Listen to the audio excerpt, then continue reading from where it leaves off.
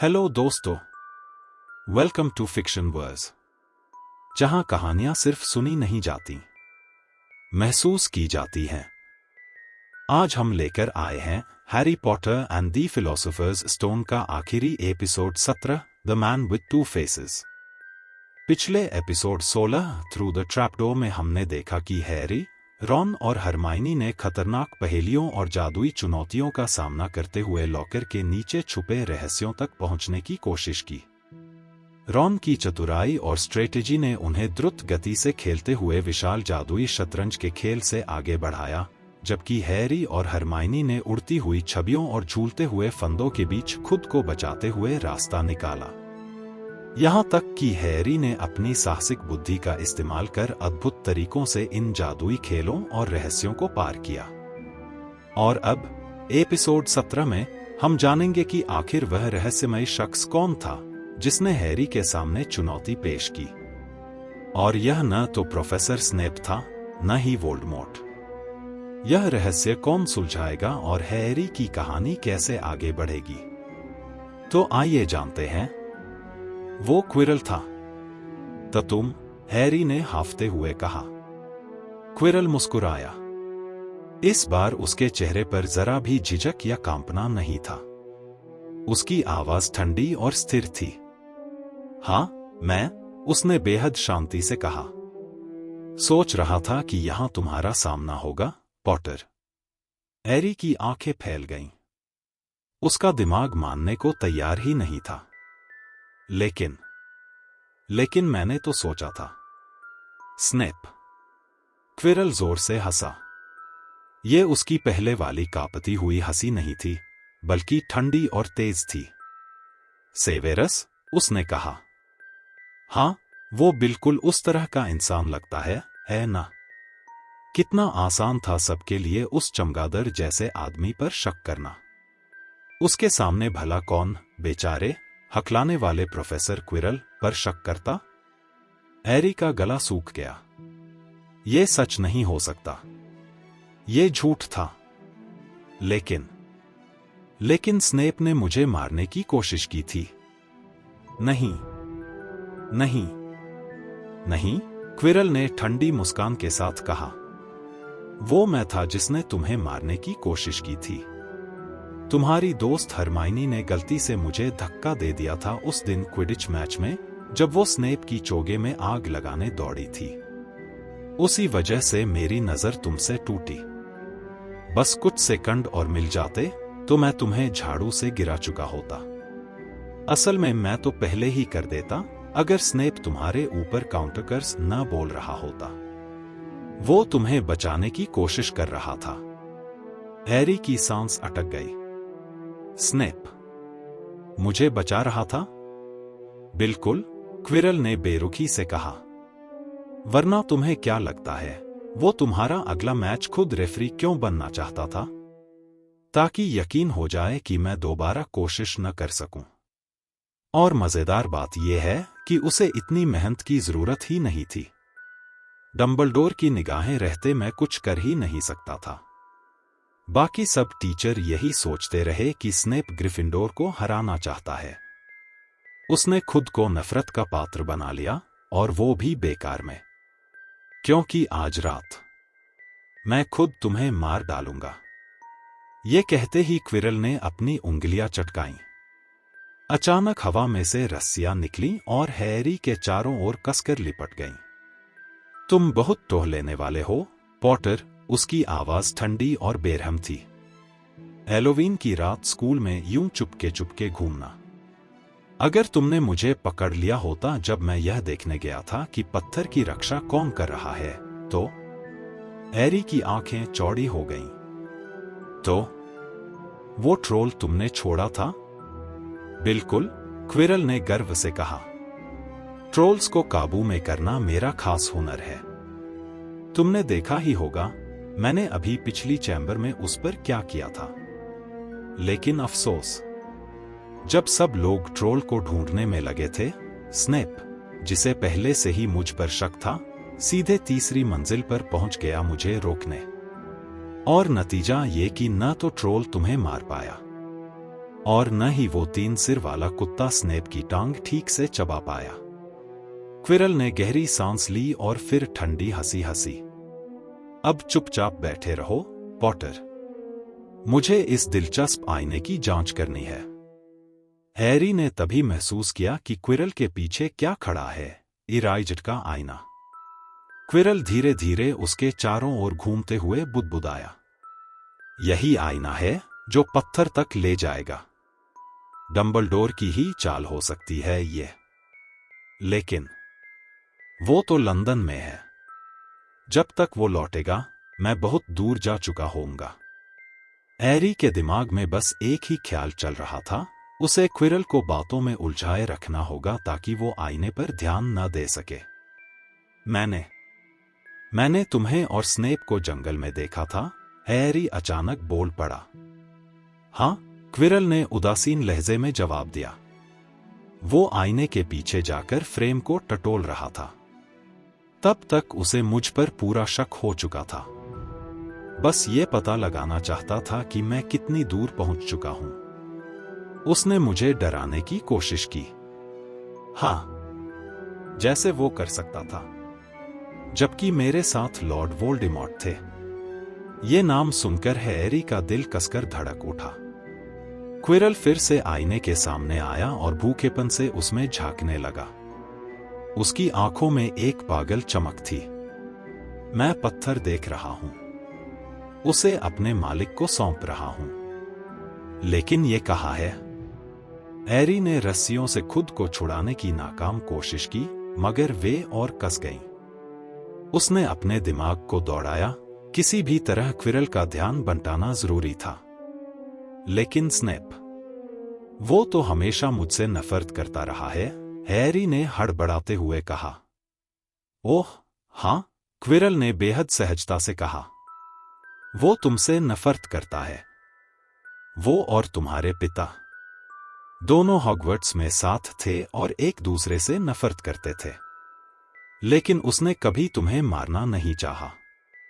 Harry ने याद करते हुए कहा, लेकिन मैंने तुम्हें उस दिन रोते सुना था। मुझे लगा स्नेप तुम्हें धमका रहा है। क्विरल का चेहरा एक पल को सख्त हो गया। डर की झलक उसमें तैर गई। कभी कभी, उसने धीरे से कहा, मेरे लिए अपने मालिक के आदेशों का पालन करना आसान नहीं होता। वो एक महान जादूगर हैं और मैं तो कमजोर हूं। हैरी ने सांस खींचते हुए पूछा, मतलब वो तुम्हारे साथ क्लासरूम में थे? क्विरल की आवाज अचानक ठंडी हो गई। वो जहां मैं जाता हूं, मेरे साथ होते हैं। जब मैं दुनिया घूम रहा था, तब मैं उनसे मिला। मैं एक मूर्ख युवक था, अच्छाई और बुराई जैसी बेवकूफी भरी बातों पर यकीन करता था। पर लॉर्ड वोल्डेमॉर्ट ने मुझे सच्चाई दिखाई। इस दुनिया में न अच्छाई है न बुराई, बस शक्ति है, और जो उसे पाने के लिए कमजोर हैं, वो मिट जाते हैं। तब से मैंने उन्हें वफादारी से सेवा दी है, चाहे मैंने कई बार उन्हें निराश भी किया हो। वो गलतियों को आसानी से माफ नहीं करते। क्विरल अचानक कांप गया। उसकी आंखों में अजीब सा आतंक झलक रहा था। जब मैं ग्रिंगॉट्स से पत्थर चुराने में नाकाम रहा, तो वो बेहद नाराज हुए। उन्होंने मुझे सजा दी और तय किया कि मुझे और क्रीब से नजर में रखना होगा। हैरी का दिल बैठ गया। उसे याद आया डायगन एली में वो दिन, जब उसने क्विरल से हाथ मिलाया था। वो कितना बेवकूफ था। क्विरल अचानक बड़बड़ाया, ये आईना, ये मुझे दिखाता है कि मैं पत्थर पकड़े हूं, अपने मालिक को दे रहा हूं। लेकिन ये कहाँ है? क्या ये आईने के भीतर है? क्या मुझे इसे तोड़ना चाहिए? हैरी का दिमाग अब पागलों की तरह दौड़ रहा था। हैरी के दिमाग में बस एक ही ख्याल गूंज रहा था, इस वक्त दुनिया में मुझे सबसे ज्यादा क्या चाहिए? पत्थर। मुझे पत्थर क्विरल से पहले चाहिए। अगर मैं आईने में देखूंगा तो जरूर खुद को पत्थर पाते हुए देखूंगा। और इसका मतलब होगा कि मुझे पता चल जाएगा ये कहाँ छिपा है। लेकिन अब समस्या ये थी कि वो आईने में देखे कैसे। क्विरल को जरा भी भनक लग गई तो सब खत्म हो जाएगा। हैरी ने धीरे से बाएं खिसकने की कोशिश की ताकि आईने के सामने आ सके, लेकिन रस्सियां उसके पैरों पर इतनी कसी हुई थी कि वो ठोकर खाकर जमीन पर गिर पड़ा। क्विरल ने उसकी तरफ ध्यान तक नहीं दिया। वो खुद से बड़बड़ा रहा था, ये आईना करता क्या है, कैसे काम करता है, मदद कीजिए मालिक। और तभी हैरी का दिल जैसे रुक गया। उसी क्विरल के शरीर से एक और आवाज गूंजी, भयानक, डर पैदा करने वाली। लड़के का इस्तेमाल करो। लड़के का। क्विरल झटके से हैरी की तरफ मुड़ा। हाँ पॉटर, यहां आओ। उसने ताली बजाई और अचानक से हैरी के हाथ पैरों की रस्सियां ढीली होकर जमीन पर गिर पड़ी। आगे आओ, क्विरल ने दोहराया। आईने में देखो और मुझे बताओ कि तुम क्या देखते हो। हैरी धीरे धीरे खड़ा हुआ। उसके मन में एक ही बात थी, मुझे झूठ बोलना होगा। जो भी देखूंगा उसे झूठ बताना होगा। क्विरल उसके बिल्कुल पीछे आ गया। हैरी को उसके पगड़ी से आती अजीब सी गंध महसूस हुई। उसने गहरी सांस ली, आंखें बंद की और आईने के सामने जाकर उन्हें खोला। आईने में पहले तो उसने खुद को देखा, फीका, डरा सहमा चेहरा। लेकिन अगले ही पल उसका प्रतिबिंब मुस्कुराया। उस प्रतिबिंब ने अपनी जेब में हाथ डाला और बाहर निकाला एक चमकदार, खून जैसा लाल पत्थर। प्रतिबिंब ने आंख मारी और पत्थर को वापस अपनी जेब में डाल दिया। और तभी हैरी को अपनी असली जेब में कुछ भारी सा गिरने का एहसास हुआ। उसने सांस रोक ली। किसी तरह अविश्वसनीय तरीके से उसके पास असली पत्थर आ चुका था। तो क्विरल की बेचैन आवाज गूंजी, क्या देख रहे हो? हैरी ने हिम्मत बटोरते हुए कहा, मैं डंबलडोर से हाथ मिला रहा हूं और मैंने ग्रिफिंडोर के लिए हाउस कप जीत लिया है। क्विरल ने झुंझलाकर बुरा सा शब्द कहा और गुर्राया, हटो सामने से। हैरी धीरे से किनारे हुआ, लेकिन उसी वक्त उसने महसूस किया उसकी टांग से पत्थर टकरा रहा है। क्या उसे अभी भाग जाना चाहिए? लेकिन अभी वो 5 कदम भी न चला था कि एक बेहद ऊंची, खतरनाक आवाज आई। वो झूठ बोल रहा है। वो झूठ बोल रहा है। हैरी डर गया। ये आवाज क्विरल के होंठों से नहीं निकल रही थी, फिर भी हवा में गूंज रही थी। पॉटर, वापस आओ, क्विरल चिल्लाया। सच बताओ, तुमने क्या देखा? फिर वही खतरनाक आवाज बोली, मुझे उससे आमने सामने बात करने दो। क्विरल ने घबराकर कहा, मालिक, आप इतने मजबूत नहीं हैं। इतना बल तो है इसके लिए। हैरी को लगा जैसे वो डेविल्स स्नेर की बेलों में फंस गया हो। उसका शरीर लकवाग्रस्त हो गया। वो बस जड़ होकर देखता रहा। क्विरल ने धीरे धीरे अपनी पगड़ी खोलनी शुरू की। हैरी की सांस रुक गई। ये क्या हो रहा था? पगड़ी जमीन पर गिर गई। अब क्विरल का सिर अजीब सा छोटा लग रहा था। फिर उसने धीरे धीरे करवट ली। हैरी चीखना चाहता था, लेकिन उसके गले से आवाज नहीं निकली। क्विरल के सिर के पीछे एक चेहरा था, सबसे भयानक चेहरा जो हैरी ने जिंदगी में कभी देखा हो। सफेद, चाक जैसा चेहरा, जलती हुई लाल आंखें और सांप जैसी पतली नाक। हैरी पॉटर, उस चेहरे ने फुसफुसाया। हैरी ने पीछे हटने की कोशिश की, लेकिन उसके पैर जैसे जमीन में गड़े हुए थे। देखो, मैं क्या बन चुका हूं, उस चेहरे ने कहा। सिर्फ धुआं, एक परछाई। मैं किसी और के शरीर को साझा किए बिना अस्तित्व में नहीं रह सकता। लेकिन हमेशा कुछ लोग होते हैं जो मुझे अपने दिल और दिमाग में जगह दे देते हैं। यूनिकॉर्न का खून। पिछले हफ्तों से उसने मुझे ताकत दी है। तुमने देखा था, तुम्हारा वफादार क्विरल ही मेरे लिए जंगल में वो खून पी रहा था।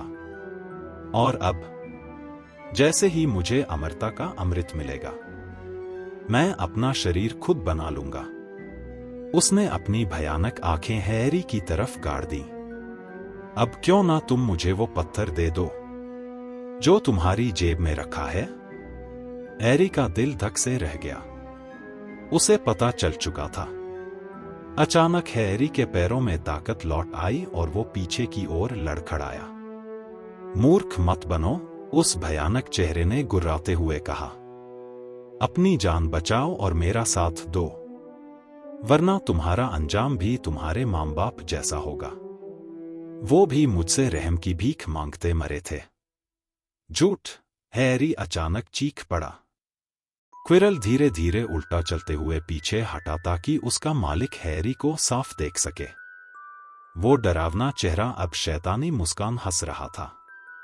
कितना भावुक है, उसने सर्प जैसी आवाज में कहा। मुझे हमेशा बहादुरी की कद्र रही है। हाँ, तुम्हारे माँ बाप बहादुर थे। मैंने पहले तुम्हारे पिता को मारा, उसने डटकर मुकाबला किया। और तुम्हारी माँ, उसे तो मरना ही नहीं पड़ता अगर वो तुम्हें बचाने की कोशिश न करती। अब पत्थर मुझे दे दो, वरना उसकी मौत बेकार हो जाएगी। कभी नहीं, हैरी गरजा और आग के दरवाजे की तरफ छलांग लगाए। पकड़ो उसे, वो डरावना चेहरा चीख पड़ा। अगले ही पल क्विरल का हाथ हैरी की कलाई पर जकड़ गया। तुरंत ही हैरी के माथे पर बिजली सी दर्द की लपट दौड़ी। उसकी निशानी जैसे जलकर फटने को हो। उसने पूरी ताकत से छटपटाया और अचानक क्विरल ने उसका हाथ छोड़ दिया। दर्द थोड़ी देर में हल्का हो गया। हैरी ने इधर उधर देखा। क्विरल खुद तड़प रहा था। उसकी उंगलियां उसकी आंखों के सामने ही छाले पड़ती जा रही थी। पकड़ो उसे, पकड़ो! वोल्डेमॉर्ट फिर चीखा। क्विरल झपट पड़ा और हैरी को जमीन पर गिरा दिया। उसके घुटने हैरी की छाती पर थे और दोनों हाथ हैरी की गर्दन दबोचे हुए। हैरी की निशानी दर्द से लगभग उसे अंधा कर रही थी। लेकिन तभी हैरी ने देखा, क्विरल खुद दर्द से चिल्ला रहा है। मालिक, मैं इसे पकड़ नहीं पा रहा। मेरे हाथ, मेरे हाथ! उसने हैरी की गर्दन छोड़ दी और अपनी हथेलियों की तरफ देखा। वो जल चुकी थीं, लाल, छिली हुई, भयानक। तो फिर इसे मार डालो, मूर्ख! बस खत्म कर दो! वोल्डेमॉर्ट की चीख गूंज उठी। क्विरल ने अपना हाथ उठाया। उसकी आंखों में घातक जादू की चमक थी। वो हैरी पर जानलेवा श्राप छोड़ने ही वाला था। लेकिन उसी पल हैरी ने बिना सोचे समझे, सिर्फ सहज प्रवृत्ति से अपना हाथ बढ़ाया और सीधे क्विरल के चेहरे को पकड़ लिया। आर्ग! क्विरल दर्द से तड़प उठा और जमीन पर लौट गया। उसका चेहरा जलने और फफोलों से भरने लगा। और तभी हैरी को समझ में आ गया, क्विरल उसकी नंगी त्वचा को छू ही नहीं सकता। उसके लिए वो छूना मौत जैसा दर्द था। यही हैरी का एकमात्र हथियार था। हैरी फुर्ती से खड़ा हुआ और क्विरल का हाथ पकड़कर कसकर दबोच लिया। क्विरल चीखता रहा, छूटने की कोशिश करता रहा। हैरी की निशानी का दर्द अब असहनीय हो चुका था। उसकी आंखों के सामने अंधेरा छाने लगा, लेकिन उसके कानों में बस चीखें गूंज रही थीं। क्विरल की भयावह चीखें और वोल्डेमॉर्ट की गुस्से से भरी दहाड़।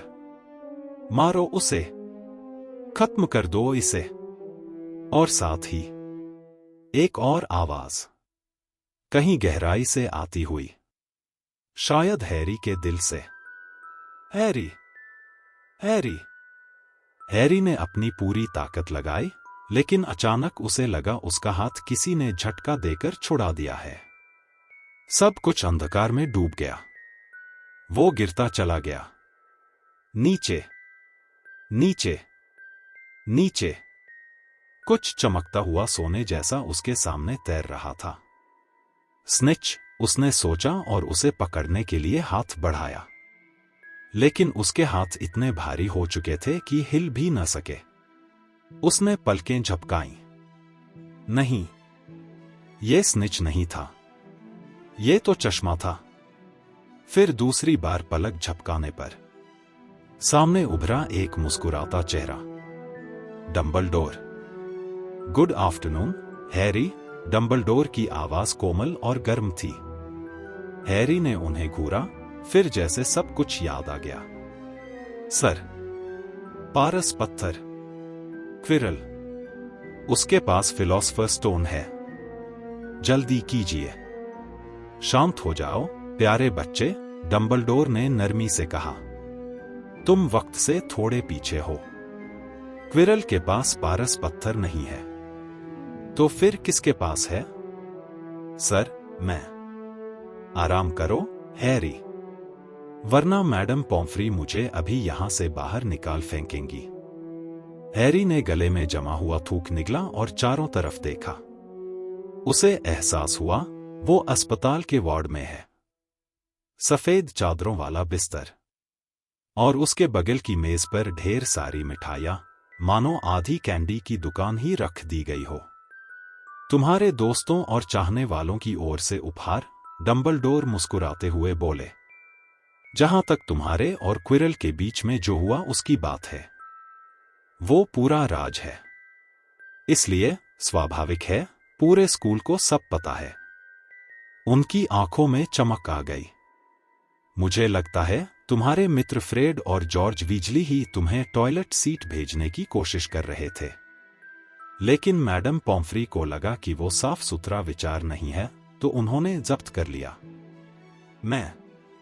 मैं यहां कितने दिन से हूं? हैरी ने पूछा।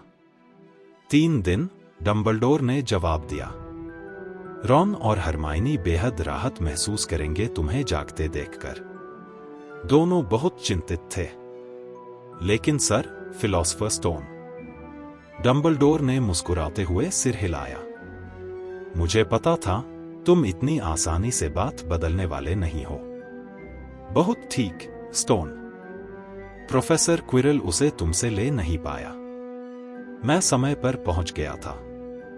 हालांकि सच कहूं तो तुमने अपने दम पर भी बहुत अच्छा किया था।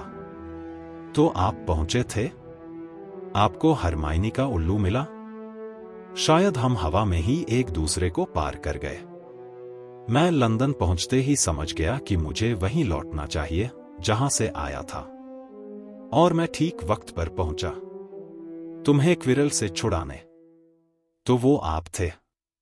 हैरी बुदबुदाया। हां, डंबलडोर ने धीमे से कहा। मुझे डर था कहीं देर न हो जाए। आप वाकई देर से पहुंचे थे। मैं फिलॉसफर स्टोन उसकी पकड़ से ज्यादा देर तक बचा नहीं पाता। फिलॉसफर स्टोन की नहीं, हैरी, तुम्हारी चिंता थी। वो मेहनत तुम्हें लगभग मार ही डालती। एक पल को तो मुझे भी डर लग गया था कि कहीं तुम। उन्होंने रुककर गहरी सांस ली। जहां तक फिलॉसफर स्टोन की बात है, उसे नष्ट कर दिया गया है। नष्ट? हैरी की आंखें फैल गईं। लेकिन आपके मित्र निकोलस फ्लमेल। ओह, तो तुम्हें निकोलस के बारे में पता है? डंबलडोर ने प्रसन्न होकर कहा। शाबाश, तुमने अपनी खोज अच्छी तरह की। खैर, निकोलस और मैंने बात की और हम दोनों सहमत हुए कि यही ठीक है। लेकिन इसका मतलब तो ये हुआ कि वो और उनकी पत्नी मर जाएंगे। उनके पास इतनी अमृत की शेष मात्रा है कि वे अपने सारे काम निपटा सके। और फिर? हां, वे मर जाएंगे। हैरी ने विस्मय से उनकी ओर देखा। डंबलडोर के चेहरे पर हल्की मुस्कान थी। तुम्हें ये अविश्वसनीय लग रहा होगा, है ना? लेकिन निकोलस और पेरनेल के लिए ये कुछ ऐसा है जैसे बहुत ही लंबा दिन गुजरने के बाद आखिरकार सोने जाना। देखो हैरी, एक व्यवस्थित दिमाग के लिए मृत्यु अगला महान साहसिक अभियान ही है। उनकी आंखों में एक गहरी चमक थी। फिलॉसफर स्टोन वास्तव में कोई अद्भुत चीज नहीं थी। जितना चाहो पैसा, जितनी चाहो जिंदगी, यही दो चीजें हैं जिनकी चाहत अधिकांश इंसानों को सबसे ज्यादा होती है। और यही दो चीजें अक्सर उनके लिए सबसे बुरी साबित होती हैं। हैरी चुपचाप लेटा रहा। उसके पास शब्द ही नहीं थे। डंबलडोर धीरे धीरे गुनगुनाने लगे और छत की ओर देखते हुए मुस्कुराए। सर, हैरी ने झिझकते हुए कहा, मैं सोच रहा था, भले ही फिलॉसफर स्टोन नष्ट हो गया है, वो मतलब आप जानते हैं कौन? वोल्डेमॉर्ट कहो, हैरी। नामों को सही सी पुकारना चाहिए। किसी नाम से डरना असलियत के डर को और गहरा कर देता है। जी सर। वोल्डेमॉर्ट। लेकिन वो वापस आने की और कोशिश करेगा ना? वो गया तो नहीं है ना? डंबलडोर ने गंभीरता से सिर हिलाया। नहीं, हैरी। वो अब भी कहीं बाहर है, शायद किसी और शरीर की तलाश में। सचमुच जीवित न होने के कारण उसे मारा नहीं जा सकता। उसने क्विरल को मरने के लिए छोड़ दिया। देख लिया ना, अपने अनुयायियों के लिए भी उतनी ही रहम दिखाता है जितनी दुश्मनों के लिए। फिर उन्होंने धीमे स्वर में कहा, हाँ, हो सकता है तुमने केवल उसकी वापसी को टाल दिया हो, लेकिन यही तो जरूरी है, हर बार कोई न कोई खड़ा हो जो असंभव सी लगती लड़ाई भी लड़े। और अगर उसे बार बार रोका जाए तो शायद वो कभी शक्ति में लौट ही न पाए। हैरी ने सिर हिलाया, लेकिन तुरंत दर्द से कराहा। उसकी निशानी अब भी दुख रही थी। उसने धीरे से कहा, सर, कुछ और बातें हैं जो मैं जानना चाहता हूं। अगर आप बता सकें। सच्चाई जानना चाहता हूं। डंबलडोर ने गहरी सांस ली। सच्चाई, उन्होंने कहा, यह एक सुंदर लेकिन खतरनाक चीज है, और इसे हमेशा सावधानी से बरतना चाहिए। फिर भी मैं तुम्हारे सवालों का जवाब दूंगा जब तक कि मुझे उन्हें न बताने का कोई पक्का कारण न हो। उस हालत में मैं तुमसे माफी मांगूंगा, लेकिन झूठ मैं नहीं बोलूंगा। लेकिन सर, वोल्डेमॉर्ट ने कहा कि उसने मेरी मां को सिर्फ इसलिए मारा क्योंकि वह मुझे बचाने की कोशिश कर रही थी। फिर भी वो मुझे मारने की कोशिश क्यों करेगा? हैरी ने हिचकिचाते हुए पूछा। डंबलडोर ने गहरी सांस भरी, जैसे कोई भारी रहस्य अपने भीतर दबा रहे हों। अफसोस, हैरी, जो पहला सवाल तुम मुझसे पूछ रहे हो, उसका जवाब मैं आज नहीं दे सकता। अभी नहीं। एक दिन तुम्हें पता चलेगा।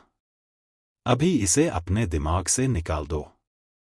जब तुम बड़े हो जाओगे, मुझे पता है तुम्हें यह सुनना अच्छा नहीं लगेगा, लेकिन जब समय आएगा तुम सब जान जाओगे। हैरी जानता था अब बहस करना व्यर्थ होगा। लेकिन सर, क्यों क्विरल मुझे छू ही नहीं सकता था? डंबलडोर की आवाज में गंभीरता और कोमलता दोनों झलक रही थी। तुम्हारी मां ने अपनी जान तुम्हें बचाने के लिए दी। हैरी, अगर कोई बात वोल्डेमॉर्ट समझ ही नहीं सकता तो वो है प्यार। उसने कभी ये नहीं जाना कि तुम्हारी मां का प्यार तुम्हारे लिए इतना गहरा था कि उसने अपनी छाप छोड़ दी, ना कोई दाग, ना कोई दिखने वाला निशान। लेकिन इतना गहरा प्यार हमेशा तुम्हें सुरक्षा देता है। यह तुम्हारी त्वचा में समा गया है। और क्विरल, नफरत, लालच और महत्वाकांक्षा से भरा, अपनी आत्मा वोल्डेमॉर्ट के साथ साझा करता। वह तुम्हें इस वजह से छू नहीं सकता था। तुम्हें छूना उसके लिए दर्दनाक था, क्योंकि तुम उस अच्छाई के चिन्ह से भरे हुए थे। डंबलडोर अब खिड़की के पास बैठे एक पक्षी में इतने खोए कि हैरी को अपनी आंखें शीट पर पोंछने का समय मिल गया। जब उसने अपनी आवाज फिर से पाई तो बोला, और उस अदृश्य टोपी के बारे में, क्या आपको पता है इसे किसने भेजा? तुम्हारे पिता ने इसे मेरे पास छोड़ दिया था और मैंने सोचा तुम्हें पसंद आएगा। डंबलडोर की आंखों में चमक थी। काफी उपयोगी चीजें। तुम्हारे पिता ने इसे ज्यादातर रसोई से खाना चुराने के लिए इस्तेमाल किया था जब वह यहां थे। और एक और बात। सर। बोलो, क्विरल ने कहा। स्नेप। Professor Snape? हैरी। हाँ, वही। क्विरल ने कहा कि वो मुझसे नफरत करता है क्योंकि उसे मेरे पिता से नफरत थी। क्या ये सच है? खैर, वे वास्तव में एक दूसरे को नापसंद करते थे, तुम्हारे और मिस्टर मल्फॉय जैसे। फिर तुम्हारे पिता ने ऐसा कुछ किया जिसे स्नैप कभी माफ नहीं कर सकता था। क्या किया? हैरी ने आश्चर्य से पूछा। उसकी जिंदगी बचाई। क्या? हाँ, डंबलडोर ने दूर की ओर देखते हुए कहा। मजेदार है ना, लोगों का दिमाग कैसे काम करता है। प्रोफेसर स्नैप अपने पिता के ऋणी होने को बर्दाश्त नहीं कर सकता था। मुझे लगता है उसने इस साल तुम्हारी रक्षा इतनी मेहनत से की क्योंकि वह चाहता था कि उसका और तुम्हारे पिता का बैलेंस बराबर हो जाए। फिर वह शांति से तुम्हारे पिता की याद से नफरत कर सके। हैरी ने समझने की कोशिश की, लेकिन सिर में दर्द बढ़ गया। इसलिए उसने कोशिश छोड़ दी। और सर, एक और बात। सिर्फ एक? डंबलडोर मुस्कुराए। मैंने मिरर से पत्थर कैसे निकाला? अब तुमने अच्छा सवाल पूछा। यह मेरे कुछ सबसे शानदार विचारों में से एक था और हमारे बीच कहूं तो ये भी कुछ कम नहीं। देखो, सिर्फ वही व्यक्ति जो पत्थर को ढूंढना चाहता था लेकिन उसका इस्तेमाल नहीं करना चाहता, वही उसे प्राप्त कर सकता था। अन्यथा वे बस खुद को सोने या अमृत पीते हुए देखते। कभी कभी मेरा दिमाग मुझे भी चौंका देता है। अब पर्याप्त सवाल। मैं सुझाव देता हूं कि तुम इन मिठाइयों में हाथ डालो। बेट्टी बॉट्स के एवरी फ्लेवर बीन्स। जब मैं जवान था तो मुझे एक उल्टी स्वाद वाला बीन्स मिला और तब से मेरा मन बदल गया, लेकिन मुझे लगता है कि टॉफी सुरक्षित रहेगी, है ना? उन्होंने मुस्कुराते हुए सुनहरी भूरी बीन्स मुंह में डाली, फिर गले में अटक गई और बोले, अरे, कान की मैल। मैडम पॉम्फ्री, नर्स, अच्छी लेकिन बहुत सख्त महिला थी। सिर्फ 5 मिनट, हैरी ने विनती की। बिल्कुल नहीं। लेकिन आपने प्रोफेसर डंबलडोर को आने दिया। अरे, वो तो हेडमास्टर थे, अलग बात। तुम्हें आराम की जरूरत है।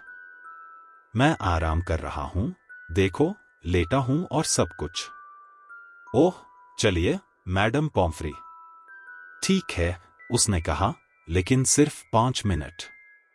और उसने रॉन और हरमाइनी को अंदर आने दिया। हैरी, हरमाइनी ने अपनी बाहें फैलाने ही वाली थी, लेकिन हैरी खुश था कि उसने खुद को रोका क्योंकि उसका सिर अभी भी बहुत दुख रहा था। हैरी, हमें लगा कि तुम, डंबलडोर बहुत परेशान थे। पूरे स्कूल में इसकी चर्चा हो रही है, रॉन ने कहा। असल में क्या हुआ? यह वह दुर्लभ अवसर था जब असली कहानी अफवाहों से भी ज्यादा अजीब और रोमांचक थी। हैरी ने सब कुछ उन्हें बताया। क्विरल, मिरर, पत्थर और वोल्डेमॉर्ट। रॉन और हरमाइनी अच्छे दर्शक थे, सही जगह पर उन्होंने आह और चौंक की। जब हैरी ने क्विरल के पगड़ी के नीचे क्या था बताया, हरमाइनी जोर से चीखी। तो पत्थर चला गया? रॉन ने अंत में पूछा। फ्लेमल बस मर जाएंगे।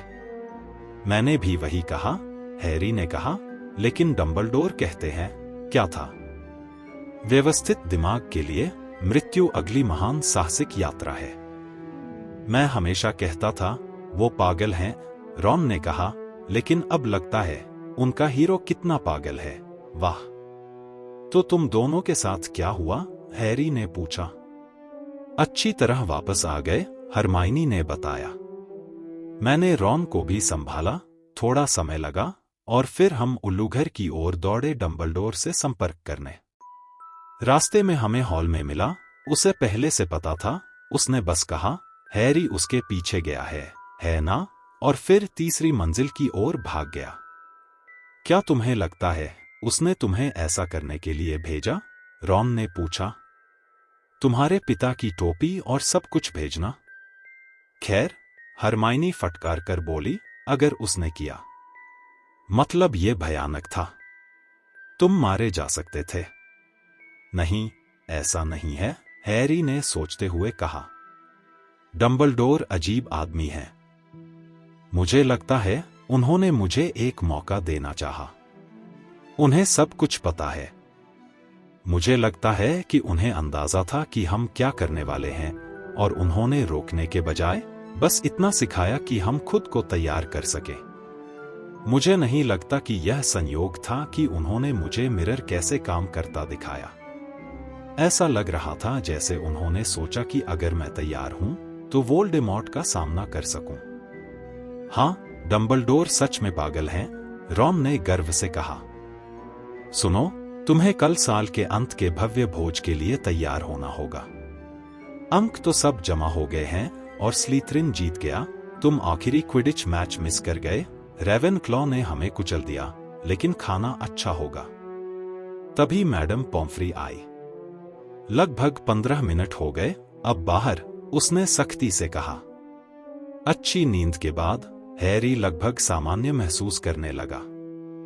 भोजन में जाना चाहता हूं, उसने कहा, जब मैडम पॉम्फ्री उसकी कई मिठाई की डिब्बियां ठीक कर रही थी। मैं जा सकता हूं ना? प्रोफेसर डंबलडोर कहते हैं तुम्हें जाने दिया जाए, उसने कड़क स्वर में कहा, जैसे उसके अनुसार प्रोफेसर डंबलडोर नहीं जानते थे कि भोज कितना जोखिम भरा हो सकता है। और तुम्हारे पास एक और विजिटर है। ओह, अच्छा, हैरी ने कहा। कौन है? हैग्रिड दरवाजे से घुसा, जैसे हमेशा, कमरे में जरूरत से ज्यादा बड़ा दिख रहा था। वो हैरी के पास बैठा, एक नजर डाली और रोने लग पड़ा। ये सब मेरी को कोई गलती है, हैग्रिड बेकाबू होकर रोते हुए चिल्लाया, हाथ अपने चेहरे पर दबाए हुए। मैंने ही उस बदमाश को बताया था कि फ्लफी के पास कैसे जाना है। मैंने ही बताया। बस यही एक चीज उसे नहीं पता थी, और मैंने ही बता दी। तुम मर सकते थे। सिर्फ एक ड्रैगन का अंडा। मैं अब कभी शराब नहीं पीऊंगा। मुझे निकाल देना चाहिए, और मुझे मगल की तरह जीना पड़ना चाहिए। हैरी घबराकर बोला, हैग्रिड, देखो तुम किस हाल में हो, रोते हुए, पछतावे में, इतना दुखी। तुम्हें पता होना चाहिए, उसने खुद ही पता कर लिया होता। ये वोल्डेमॉर्ट है, भले ही तुमने उसे कुछ नहीं बताया, वो तो फिर भी जान जाता। तुम मर सकते थे, हैग्रिड ने फफकते हुए कहा। और नाम मत लेना। वोल्डेमॉर्ट, हैरी ने जोर से पुकारा, और हैग्रिड इतने चौंक गए कि रोना रुक गया। मैं उसे देख चुका हूं और अब उसके नाम से पुकार रहा हूं। कृपया खुश हो जाओ, हैग्रिड, हमने पत्थर बचा लिया है। वो चला गया, वो इसका इस्तेमाल नहीं कर सकता। यहां चॉकलेट फ्रॉग लो, मेरे पास ढेर सारे हैं। हैग्रिड ने अपनी नाक अपने हाथ की पीठ से पोंछी और बोला, अरे हाँ, मुझे तुम्हारे लिए एक तोहफा मिला है। यह स्टोस्ट सैंडविच तो नहीं है ना? हैरी ने घबराकर पूछा। आखिरकार हैग्रिड ने हल्की हंसी छोड़ी। नहीं, डंबलडोर ने कल मुझे दिन की छुट्टी दी थी इसे ठीक करने के लिए। वैसे उन्हें मुझे निकाल देना चाहिए था। खैर, मैंने तुम्हारे लिए ये लिया। यह एक सुंदर, चमड़े से ढका हुआ किताब जैसा लग रहा था। हैरी ने जिज्ञासु होकर खोला। किताब में जादूगरों की तस्वीरें भरी हुई थी। हर पृष्ठ पर मुस्कुराते हुए और हाथ हिलाते हुए उसके माता पिता की तस्वीरें थी। मैंने उल्लू भेजे तुम्हारे माता पिता के पुराने स्कूल दोस्तों को तस्वीरें मांगने के लिए। मुझे पता था तुम्हारे पास कुछ नहीं था। पसंद आया? हैरी कुछ बोल ही नहीं पाया, लेकिन हैग्रिड समझ गए। उस रात हैरी अकेले साल के अंत के भोज में गया।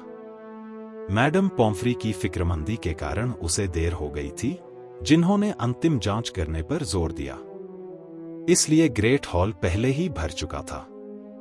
हॉल स्लीथरिन के हरे और चांदी रंगों में सजाया गया था। स्लीथरिन ने लगातार 7वीं बार हाउस कप जीत लिया था। दीवार के पीछे हाई टेबल के पास विशाल बैनर में स्लीथरिन का सर्प था। हैरी जब हॉल में दाखिल हुआ तो अचानक सब शांत हो गए और फिर सब एक साथ जोर से बात करने लगे। वह ग्रिफिंडोर टेबल पर रॉन और हरमाइनी के बीच में बैठ गया और कोशिश की कि लोग उसे देखकर खड़े हो रहे हैं यह न देखे। खुशकिस्मती से कुछ ही क्षणों में डंबलडोर पहुंचे। शोर बंद हो गया। एक और साल चला गया, डंबलडोर ने खुशी से कहा, और मुझे आप सभी को एक बूढ़े आदमी की हाफ्ती कहानी सुनानी होगी इससे पहले कि हम स्वादिष्ट भोज में लगे। क्या साल रहा। उम्मीद है कि आपका दिमाग पहले से थोड़ा भरा हुआ है और अब आपके पास पूरा गर्मी का समय है इसे खाली करने के लिए अगले साल से पहले। अब जैसा कि मैं समझता हूं, हाउस कप दिया जाना बाकी है और अंक इस प्रकार हैं। चौथे स्थान पर ग्रिफिंडोर 312 अंक, तीसरे पर हफलपफ 352 अंक, रेवेनक्लॉ के 426 अंक और स्लीथरिन के 472 अंक। स्लीथरिन टेबल से खुशी और तालियों का तूफान उठ गया। हैरी देख सकता था कि ड्रैको मल्फॉय अपने गिलास पर जोर से हाथ मार रहा था। यह नजर बेहद घिनौनी थी। हाँ हाँ, शाबाश स्लीथरिन, डंबलडोर ने कहा। हालांकि हाल की घटनाओं को ध्यान में रखा जाना चाहिए। कमरा बिल्कुल शांत हो गया। स्लीथरिन के चेहरे की मुस्कान थोड़ी फीकी पड़ गई। डंबलडोर ने कहा, मेरे पास कुछ आखिरी मिनट के अंक हैं। देखता हूं। हाँ, पहले श्री रोनाल्ड वीजली को। रॉन का चेहरा बैंगनी हो गया। वह एक गाजर की तरह दिख रहा था जिस पर तेज धूप पड़ी हो। हॉगवर्ट्स के अब तक के सबसे बेहतरीन शतरंज खेल के लिए मैं ग्रिफिंडोर हाउस को 50 अंक देता हूं। ग्रिफिंडोर के हर्षोल्लास से जादुई छत झूम उठी, ऊपर के तारे जैसे कांप उठे। पर्सी अन्य प्रीफेक्ट्स से कहते सुने गए, मेरा भाई, तुम्हें पता है, मेरा सबसे छोटा भाई। मैकगोनागल की विशाल शतरंज से पार पा गया। अंत में फिर से शांति हुई। दूसरे, मिस हरमाइनी ग्रेंजर। आग के सामने ठंडे दिमाग का इस्तेमाल करने के लिए मैं ग्रिफिंडोर हाउस को 50 अंक देता हूं। हरमाइनी ने अपना चेहरा अपनी बाहों में दबा लिया। हैरी को शक था कि वह रो पड़ी। ग्रिफिंडोर टेबल पर सब खुशी से झूम उठे। वे अब 100 अंक आगे थे। तीसरे, श्री हैरी पॉटर। डंबलडोर ने कहा। कमरे में सन्नाटा छा गया। शुद्ध साहस और अद्वितीय बहादुरी के लिए मैं ग्रिफिंडोर हाउस को 60 अंक देता हूं। शोर इतना जोरदार था कि जो लोग गणना कर सकते थे उन्होंने देखा कि ग्रिफिंडोर के पास अब 472 अंक हैं, बिल्कुल स्लीथरिन के बराबर। हाउस कप अब टाई हो गया। काश डंबलडोर ने हैरी को सिर्फ एक और अंक दे दिया होता। डंबलडोर ने हाथ उठाया। धीरे धीरे कमरा शांत हो गया।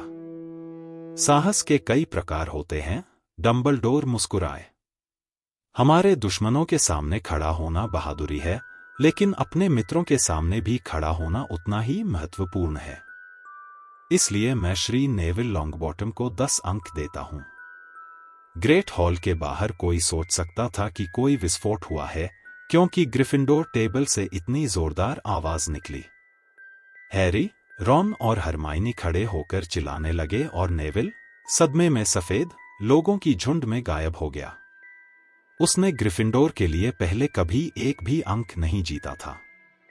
हैरी, अभी भी उत्साहित, रॉन की कोहनी में झुककर ड्रैको की ओर इशारा किया, जो बिल्कुल स्तब्ध और भयभीत दिख रहा था, जैसे उसके ऊपर बॉडी बाइंड कर्स लगाया गया हो। इसका मतलब, डंबलडोर ने तालियां बजाते हुए कहा, यह है कि यहां तक कि रेवेनक्लॉ और हफलपफ भी स्लीथरिन की हार का जश्न मना रहे थे। हमें सजावट में थोड़ा बदलाव करना चाहिए। उन्होंने हाथ ताली के लिए बजाए। तुरंत ही हरे रंग की सजावट लाल में बदल गई और चांदी सोने में विशाल स्लीथरिन का सर्प गायब हो गया और उसकी जगह एक ऊंचा ग्रिफिंडोर शेर खड़ा हो गया। स्नैप प्रोफेसर मैकगोनागल का हाथ दबा रहे थे, चेहरे पर जबरदस्त मुस्कान थी। उन्होंने हैरी की ओर देखा और हैरी तुरंत समझ गया कि स्नैप की भावनाएं उसके प्रति बिल्कुल नहीं बदली थी। यह हैरी को परेशान नहीं किया। ऐसा लग रहा था कि अगले साल हॉगवर्ट्स में जीवन फिर से सामान्य हो जाएगा, या जैसा सामान्य कभी होता है। यह हैरी की जिंदगी की सबसे शानदार शाम थी। क्विडिच जीतने से भी बेहतर, क्रिसमस की खुशियों से भी ऊपर, या माउंटेन ट्रोल्स को हराने की रोमांचक लड़ाई से भी ज्यादा यादगार। वह रात हैरी कभी नहीं भूल सकता था। हैरी लगभग भूल ही गया था कि परीक्षा के नतीजे अभी आने बाकी हैं, लेकिन आए वे। और उनकी बड़ी हैरानी की बात थी, हैरी और रॉन दोनों ही अच्छे अंक लेकर पास हो गए। हरमाइनी, जैसा कि उम्मीद थी, पहले साल में सबसे अच्छे अंक हासिल करने में सफल रही। यहां तक कि नेविल भी पास हो गया। उसकी हर्बोलॉजी में अच्छी मार्किंग ने उसकी भयानक पोटियंस परीक्षा का घाटा पूरा कर दिया। वे उम्मीद कर रहे थे कि गोयल, जो जितना बेवकूफ था उतना ही घटिया था, उसे निकाल दिया जाएगा, लेकिन वह भी पास हो गया।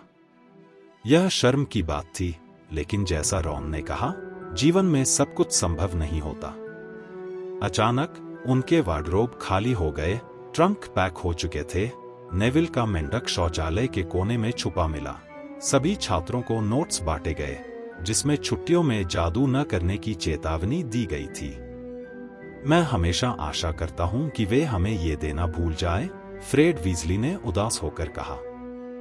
हैग्रिड वहां था, उन्हें झील पार करने वाली नौकाओं तक ले जाने के लिए। वे हॉगवर्ट्स एक्सप्रेस में चढ़ रहे थे, हंसते मजाक करते हुए, हरियाली और साफ सुथरी प्रकृति के बीच। मगल शहरों के पास से गुजरते हुए बेटी बॉट्स एवरी फ्लेवर बीन्स खा रहे थे, अपनी जादुई पोशाकें उतारकर जैकेट और कोट पहन रहे थे, और प्लेटफॉर्म 9 एंड 3/4 पर पहुंच रहे थे, किंग्स क्रॉस स्टेशन में। सभी के उतरने में काफी समय लगा। टिकट बार के पास एक बूढ़ा सुरक्षाकर्मी खड़ा था, जो उन्हें 2-3 के समूह में गेट से जाने दे रहा था, ताकि सभी एक साथ बाहर निकलकर मगल्स को हैरान न कर दें। तुम लोगों को इस गर्मी में आकर रहना चाहिए, रॉन ने कहा। दोनों, मैं तुम्हें एक उल्लू भेजूंगा। धन्यवाद, हैरी ने कहा। मुझे तो कुछ मजेदार चीज की उम्मीद करनी पड़ेगी। लोग उनके आगे पीछे होते हुए धक्का मुक्की कर रहे थे। कुछ लोग चिल्लाए, बाय, हैरी पॉटर, मिलेंगे। अभी भी फेमस हो, रॉन ने मुस्कुराते हुए कहा। जहां मैं जा रहा हूं वहां नहीं, वादा करता हूं, हैरी ने कहा। हैरी, रॉन और हरमाइनी साथ में गेटवे से होकर गुजरे। वहां है, मां, वहां है, देखो। यह जिनी विस्ली थी, रॉन की छोटी बहन, लेकिन वह रॉन की ओर इशारा नहीं कर रही थी। हैरी पॉटर, उसने चिल्लाया। देखो, मां, मैं देख सकती हूं। शांत रहो, जिनी, और इशारा करना अशिष्ट है, मर्स वीजली ने मुस्कुराते हुए कहा। व्यस्त साल था, उन्होंने पूछा। बहुत, हैरी ने कहा। फज और स्वेटर के लिए धन्यवाद, मर्स वीजली। ओह, कुछ नहीं, डियर। तैयार हो? यह अंकल वर्नन थे, अब भी बैंगनी चेहरा, अब भी मूंछें, और अब भी गुस्से में, हैरी को देखकर, एक स्टेशन में, सामान्य लोगों के बीच, पिंजरे में उल्लू लेकर। उनके पीछे आंटी पेटुनिया और डडली खड़े थे, हैरी को देखकर डर के मारे कांप रहे थे। आप हैरी का परिवार हैं ना? मर्स वीजली ने कहा। कुछ हद तक, अंकल वर्नन ने कहा। चलो, जल्दी करो लड़के, हमारे पास सारा दिन नहीं है। वे चले गए। हैरी ने रॉन और हरमाइनी से आखिरी बार कहा, तो फिर गर्मियों में मिलेंगे। आशा है तुम्हें अच्छी छुट्टियां मिले, हरमाइनी ने कहा, अंकल वर्नन की बेरहमी देखकर। ओह, जरूर मिलेंगी, हैरी ने कहा, और उनके चेहरे पर फैलती मुस्कान देखकर वे चौंक गए। उन्हें नहीं पता कि हमें घर पर जादू करने की इजाजत नहीं है। इस गर्मी में डडली के साथ खूब मजे करने वाला हूं। और इस तरह हैरी का यह साल हॉगवर्ट्स में रोमांच, दोस्ती और साहस से भरा हुआ यादगार साल बन गया। दोस्तों, अब हम तैयार हैं अगले साल की नई रोमांचक कहानी के लिए। क्या आप चाहते हैं कि मैं Harry Potter and the chamber of secrets की ऑडियो बुक सीरीज भी लेकर आऊं? अगर हाँ, तो कमेंट में हाँ जरूर लिखिए और जुड़िए हमारी अगली जादुई यात्रा में।